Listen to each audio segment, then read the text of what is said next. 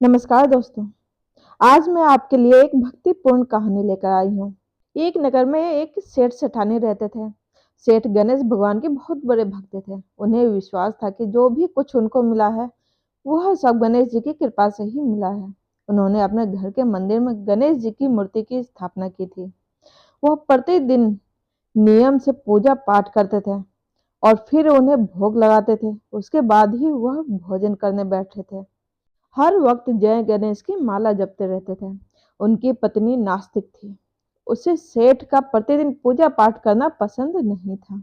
वह कहती थी, तुम हर वक्त गणेश जी का जाप करते रहते हो, उन्हें याद करते रहते हो, उनको भोग लगाते हो, उससे तुम्हें क्या मिलेगा? परंतु सेठ पर पत्नी की कोई भी बात का असर नहीं होता था।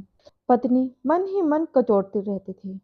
एक दिन सेठ को व्यापार के सिलसिले में नगर के बाहर जाना पड़ा। वह पत्नी से बोले, सुबह उठकर जरूर गणेश जी को भोग लगाना। यह कहकर चले गए। उनके जाने के बाद पत्नी ने गणेश जी की मूर्ति को उठाया और एक कपड़े में लपेटा।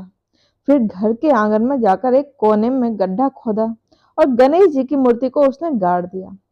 ऐसा करके वह खुश हो गई और मन ही मन बोली, देखती हूँ गणेश जी कैसे बाहर निकलते हैं।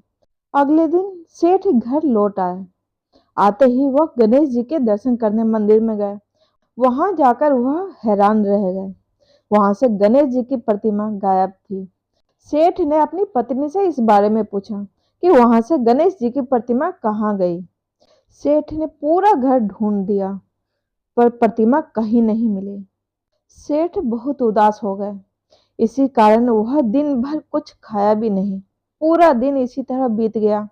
सेठ दिन भर प्रार्थना करते रहे, हे प्रभु, मुझसे कोई अपराध हुआ है, इसी वजह से आप मुझे छोड़कर चले गए हैं। जब तक आप वापस नहीं आ जाओगे मैं खाना पीना नहीं खाऊंगा। यही सोचते हुए वह भूखे प्यासे ही सो गए। सेठ की श्रद्धा भक्ति देखकर भगवान गणेश ने उन्हें स्वप्न में दिखाया। सेठ ने देखा कि वह गणेश जी को लड्डू का भोग लगा रहे हैं। तभी वहां गणेश जी का वाहन चूहा आया। सेठ ने चूहे को भी लड्डू खिलाया। लड्डू लेकर चूहा मंदिर से बाहर भागा। सेठ जी भी उसके पीछे पीछे गए। सेठ जी ने देखा कि चूहा घर के आंगन में गया है। वहां उसने लड्डू रखा और गड्ढा खोदने लगा। गड्ढा खोदकर उसने लड्डुओं को गड्ढे में छुपा दिया। ऐसा विचित्र स्वप्न देखकर सेठ जी की नींद खुल गई। वो घर के आंगन के उसी कोने में गए जहां उन्होंने चूहे को लड्डू छिपाते देखा था। सेठ जी समझ गए कि यहाँ जरूर कुछ छुपा है, वरना उन्होंने ऐसा सपना नहीं देखा होता। उन्होंने उस जगह को खोदना शुरू किया।